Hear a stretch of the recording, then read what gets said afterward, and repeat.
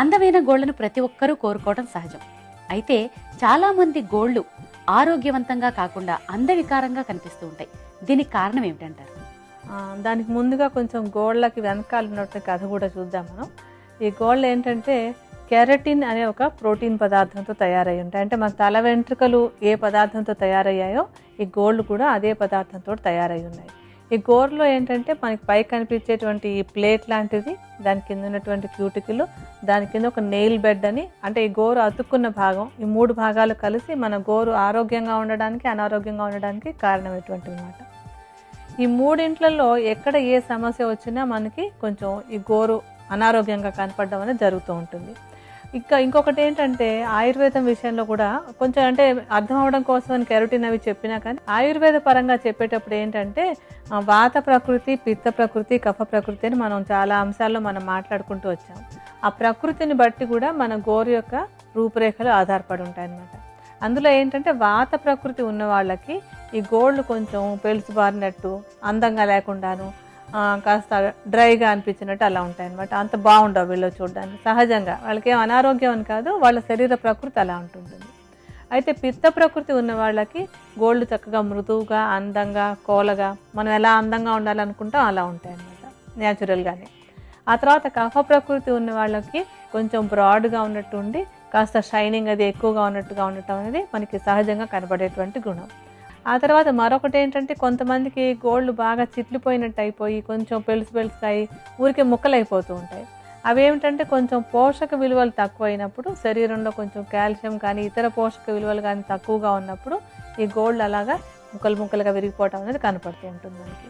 గోళ్ళు ఆరోగ్యంగా కనిపించకుండా అందంగా లేనట్టుగా ఉంటూ ఉంటాయి. ఊరికే కేవలం పైకి కనపడలేదనే భావం కాదు, అది లోపల శరీరంలో ఉన్నటువంటి కొన్ని అనారోగ్యాలని సూచిస్తూ ఉంటుంది.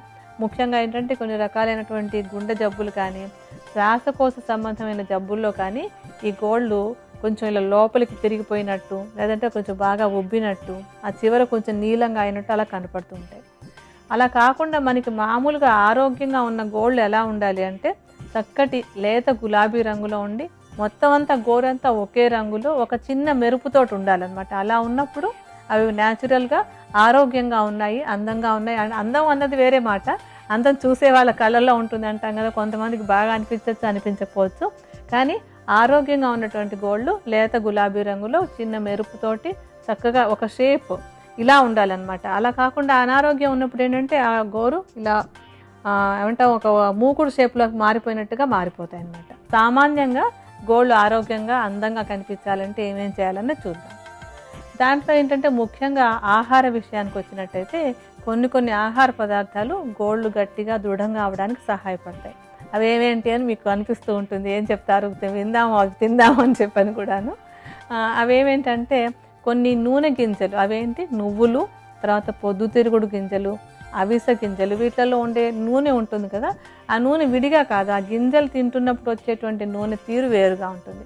అవి కాస్త రెగ్యులర్గా ఏదో ఒక నూనె గింజలు, అంటే ఈ నువ్వులు కానీ, పొద్దుతిరుగుడు గింజలు కానీ, అవిసె గింజలు కానీ, వీటిలో ఏవైనా రోజు ఒక చెంచాడు తింటూ ఉన్నట్టయితే కనుక గోళ్ళు దృఢంగా ఉండడానికి బాగా సహాయపడతాయి.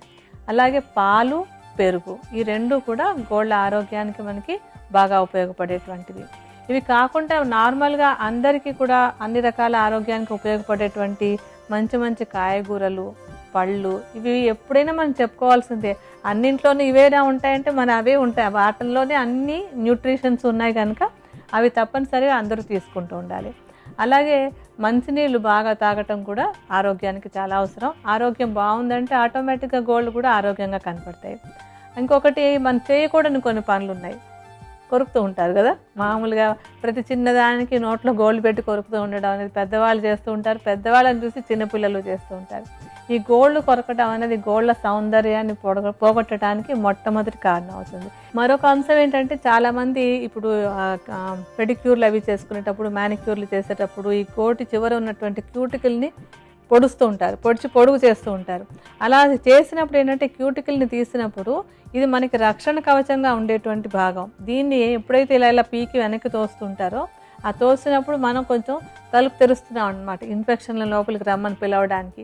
అందువల్ల అటువంటివి చేసేటప్పుడు కూడా లోపలికి ఇన్ఫెక్షన్లు అవి వచ్చి గోళ్ళు అనారోగ్యంగా అయ్యేందుకు అవకాశం ఉంది కనుక అటువంటి అలవాటును తగ్గించుకోవాలి. ఆరోగ్యవంతమైన గోళ్లను పొందేందుకు ఉపకరించే ఆయుర్వేద ఔషధం ఏ విధంగా తయారు చేసుకోవాలో వివరిస్తారండి? ఇప్పుడు మనకి గోళ్ళు ఆరోగ్యంగా ఉండడానికి నేను 2 రకాలు చూపిస్తాను. అవి కూడా చాలా తేలిగ్గా ఎవరికి వాళ్ళు ఈజీగా వాడుకోగలిగినటువంటివి. అందులో మొట్టమొదటిది ఏంటంటే ఆముదం.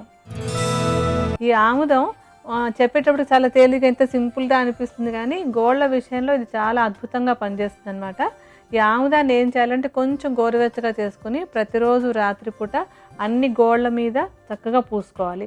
అలాగే ఒక్కొక్క చుక్క చొప్పున గోరుకి మనకి ఆ చర్మానికి మధ్యలో చోటు ఉంటుంది కదా, దాని లోపల కూడా ఒక చుక్క వేసుకుంటూ ఉండాలి. ఇతర ఔషధాలు ఏమీ అవసరం లేదు, కేవలం ఆముదాన్ని వేడి చేసుకుని ప్రతిరోజు గోళ్ళకి రాసుకోండి.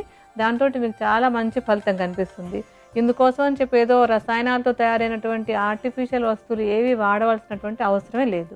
అలాగే ఇంకొకటి ఏంటో అదొక చిన్న మిశ్రమం, అది ఎలా వాడుకోవాలో కూడా చెప్తాను. దానికి మనకు కావాల్సినటువంటిది మొట్టమొదటిది ఏంటంటే బాదం నూనె.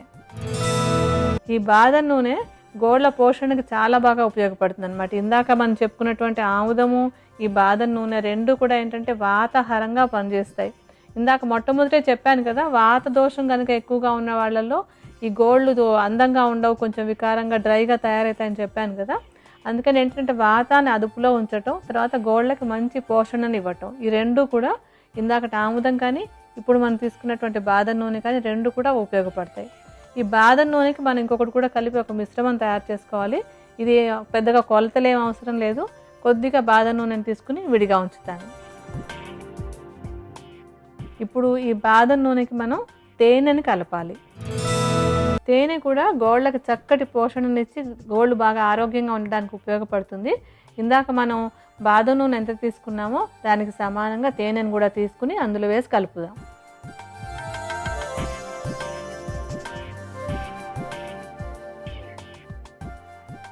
ఇలా ఈ మిశ్రమాన్ని ఏంటంటే ఒకేసారి తయారు చేసుకుని ఉంచేసుకోవచ్చు. ఒక చిన్న సీసాకు సరిపోయేటట్టుగా కాస్త బాదం నూనె కొంచెం తేనె కలిపి ఉంచేసుకుంటే ఇందులో ఏది కూడా చెడిపోయేది లేదు.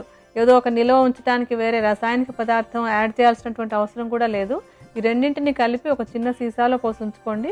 ఈ మిశ్రమాన్ని ప్రతిరోజు, ఇంక దీనికి వేడి చేయాల్సినటువంటి పని కూడా లేదు, ప్రతిరోజు రాత్రిపూట గోళ్ళన్నింటికి కొద్ది కొద్దిగా రాసుకుని ఈ గోరుకి మళ్ళీ చర్మానికి మధ్యలో ఉన్న భాగంలో ఒక్కొక్క చుక్క కూడా వేసుకున్నట్టయితే చక్కగా మృదువుగా ఆరోగ్యంగా అందమైన గోళ్ళు తయారవుతాయి మీకు.